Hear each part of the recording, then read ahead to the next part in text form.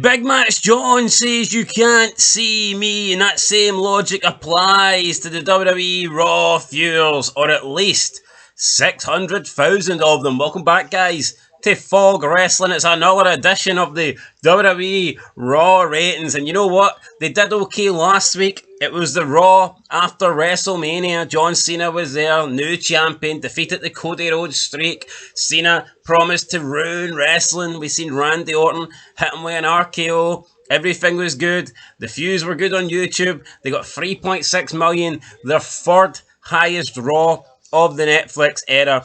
Things were looking good, but you fast forward a week later, things are not looking so good. And in fact, they're down 600,000. Of course, John Cena not on last week's Raw. And therefore, that was the big difference. Instead, we got Seth Rollins teaming up with Braun Breaker. And they had a feud with Sami Zayn in the main event. And that's just not quite as good as getting John Cena and Randy Orton. It's not, and that's the reason why it's sick for the audience tuned out. And 600k, out the door, out the windy. Big Match John's no there, and it's not only John, right? Let's be honest, Raw after Mania always does well, but as we said at the Netflix premiere, they know more people are going to tune in, so give them a reason to tune in next week. And 600,000 people went, well, stick it up your arse, Triple H. I don't want to watch it anymore. Yeah, 600,000 people were like, nah, I'm done. And I think that was always going to happen, because you're getting away from Mania. And Mania is obviously creating the most attraction. That's when wrestling gets its most attention throughout the year.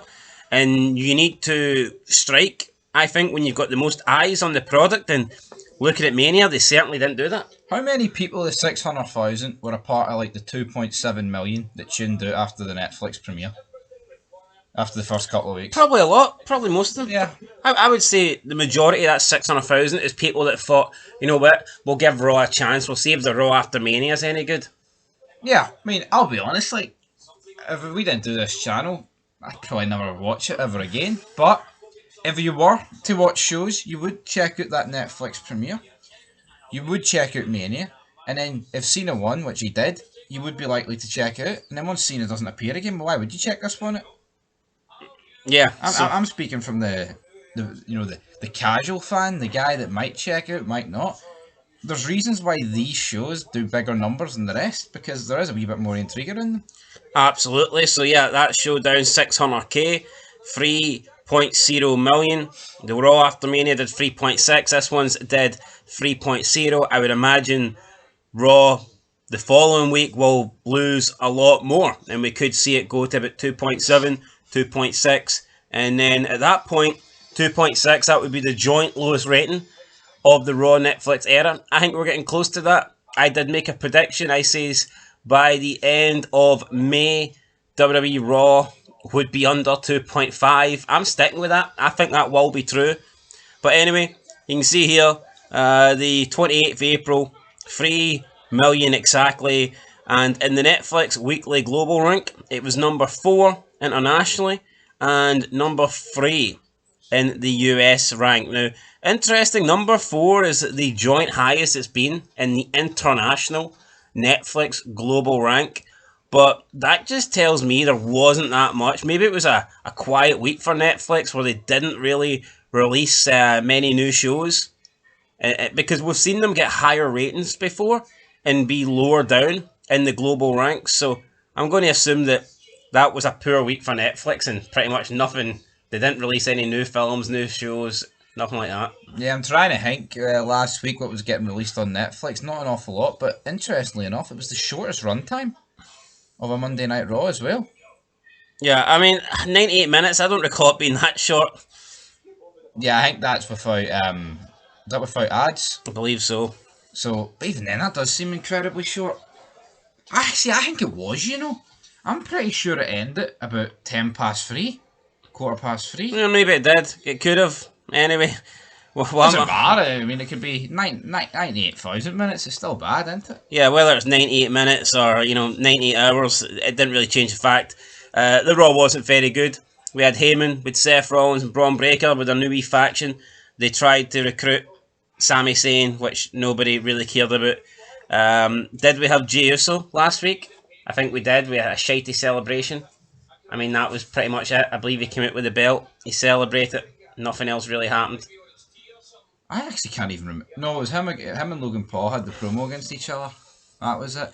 See, it's hard, folks. See, because the rating comes out like 9 days after the show happened, you're trying to think back. Then you think about 3 weeks ago and not, 2 weeks ago. And then you factor in Raw was 2 days ago. Yeah, the thing is that these Raws are bad and they're just not memorable. That it is actually hard to recall what happened on a Raw, and that shouldn't be the case. See if there was loads of good shit that happened a week ago, we'd remember everything, but we don't. No, we don't remember it. Well, we pretty much remember Hee Haw. I mean, Lyle Carey and Becky Lynch had a promo. But here, they had a promo on 2 days ago, so it's like it's the same shit, pal. I say 2 days ago, it was actually last night when we watched it. Time waits for no man. I'm sick of it. Honestly, see watching wrestling, there's better stuff to be doing with your life. Absolutely, so you've heard them there, guys. Stop watching wrestling. Maybe keep watching our channel, but in terms of wrestling, don't watch it. What's your prediction next week's Raw? This is 3.0. I mean, we got the return of CM Punk, but that's not going to do nothing. CM Punk's garbage. It depends. If Cena beats Orton and he's announced for Raw, and maybe like someone else is announced, then maybe... No, we're not about the Raw that's just happened. That rating's not in yet. Again, you're totally forgetting that we're a week behind in the ratings. Yeah, you know what? I wouldn't be surprised if it stays at a 3.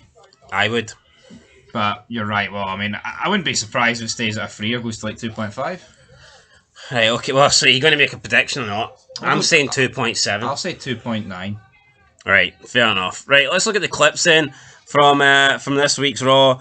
So the highest viewed one was the full match. Sami Zayn suffers Braun Breaker Spear Fest. So yeah, it was Seth Rollins and Sami Zayn getting into it at the end there with that big stomp from Rollins, and just basically that group, the so-called New Evolution, standing tall. 1.6 million. It's I mean, the views in general on Raw just seem to be a wee bit higher than SmackDown. The Raw highlights did 1.1 million. Congratulations. Then in third place, we had Jey Uso super kicks Logan Paul, 851k. Fourth place, we had Seth Rollins offers to remove Sami Zayn from Raw, 801k. Not quite sure where they were going with that. Not quite sure why Sami Zayn also refused a title shot on SmackDown for the Real World Championship either. I know. Well, just so he can stay on Raw. The rest is bloody President Zelensky. But why wouldn't Nick Aldis turn around and say, here, no, I'm the guy that makes the matches, you can't give him a title shot, you can't decide that. See anyone that's actually worth a damn, right, who's considered like main event level, or hell, even upper, they don't interact with Nick Aldis. When was the last time like Roman Reigns, right, or like CM Punk interacted with the GM? Like, look at John Cena. When's he last interacted with him? Very, very rarely. It seems to be you only interact with the GM if you're loading the card. That seems to be about right. We are now into, fifth place. We had Pat McAfee verbally blast Gunther after being attacked. This got 635k. It's just sad that Pat McAfee's a bigger draw than majority of the roster, to be honest. Sixth place, we had Io Sky saves Rhea Ripley from Roxanne Perez and Julia. I mean, who needs saved from Roxanne Perez? She's fucking 4'7" or something like that. I mean, Jesus Christ. 579k. Seventh place, we had the one, the only, Penta drops Chad Gable backstage. 439k. Shocked I got that much. Yeah. Then in 8th place, we had the Sami Zayns telling Seth Rollins to go to hell. 418k. After that, we had Becky Lynch sneak attack on Lyra Valkyria. 410k. I think we're number 10 now, I believe. Penta helps the War Raiders beat Finn Balor and JD McDonough. 335k. Just not a lot happening there. 11th spot, we had, Jesus Christ, Becky Lynch confesses she attacked Bayley to replace her at WrestleMania. I mean, come on. This was the first Raw after Becky Lynch's heel turn, and just nobody cares. Nobody fucking cares. She said a line about Bayley on like the Sam Roberts show or something, like Bailey, something like Bailey's so dumbfounded she'll end up paying $100 to text her best friend. Obviously referring to Mercedes Money and a whole, scam of a text scheme that's going on over there. But it's like, why not? That's actually a line that you could say on TV. Why not? Because this feud between her and Lyra has stemmed from her attacking Bailey. Honestly, man, Yeah, that would be better than half the shit she did say. Yeah, that's my point, though. Anyway, I mean, my point is she calls herself the man, 291k. She also said in the same interview that Hulk Hogan is like one of the scummiest people on earth, and that she doesn't like being called Becky Hogan. Well, stop burying everybody then, you bitch. You know what I mean? But just not a draw. Not a draw. Never was a draw. And see, to be honest, she can claim that she was over. She can claim this, she can claim that. Seeing her little run in 2018, 2019, the main reason she was over is because people found her attractive. That's fucking it. That's the real reason. I mean, it wasn't because you were the female Stone Cold. It's because people found you hot because you were wearing like a leather outfit. I mean, it's simple as that. Not a draw. Never have been. Never will be. Then we've got another guy that's not a draw. Rusev, 261k. Really poor there. No, the guy's just returned. This is Rusev in a backstage like segment, a promo. And he's getting 261k, just diddy numbers for a diddy man that should go and play video games in AEW. 13th place, Stephanie Fakir versus Ivy Nile. And then last place, the New Day are outraged by the Raiders win 101k. So, yeah, I mean, the New Day barely breaking the 100k. That's not a good look for Stephanie Fakir. 13th. No, it's not, but I mean, people that think she's a megastar, they need to wake up and smell the coffee. Nobody's... Here, see if you're a megastar. It's as simple as this. If you're a megastar, you're not on NXT. Yeah, her being 13th... The biggest star on NXT is Joe Hendry. Her being 13th... And the only reason he's not on the main brand is because they just don't want to put a TNA guy on Raw or SmackDown. Her being 13th out of 14, right, literally sums up why they haven't pulled the trigger. Yeah, I know, but I think if you're on NXT, you're always going to be outdrawn by people on the main roster because less people watch NXT. No, yes. And I don't think you can become... It's going to be very difficult for somebody on NXT to become a bigger star and a bigger draw than somebody on the main roster because they've not got that main roster exposure. I mean, if you just do the number, if you have like double, as things stand, about double the amount of people watch SmackDown as they do NXT. Yeah. So therefore, it would be fair to then say that the SmackDown wrestlers are getting double the exposure.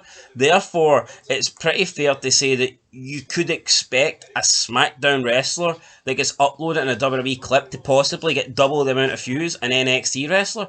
So, yeah, you know what? I don't think you're going to see Stephanie Fakir on anybody else from NXT, whether it be people we like.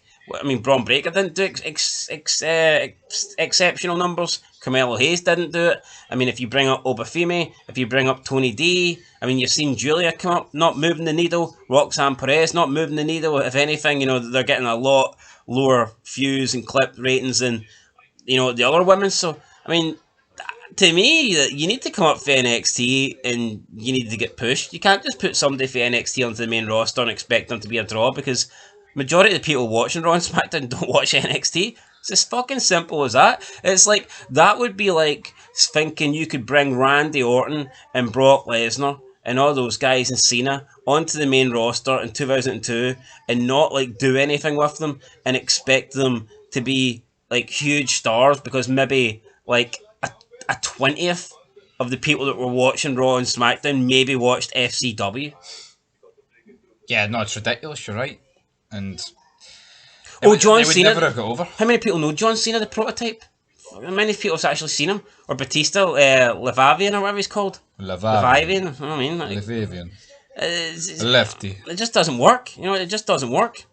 No, it doesn't work, and it's just poor numbers are in the board, man. Honestly, Raw is beginning to sink. Well, I say beginning to sink. It's been sinking for a long time, but another thing, it's like, see Cody Rhodes.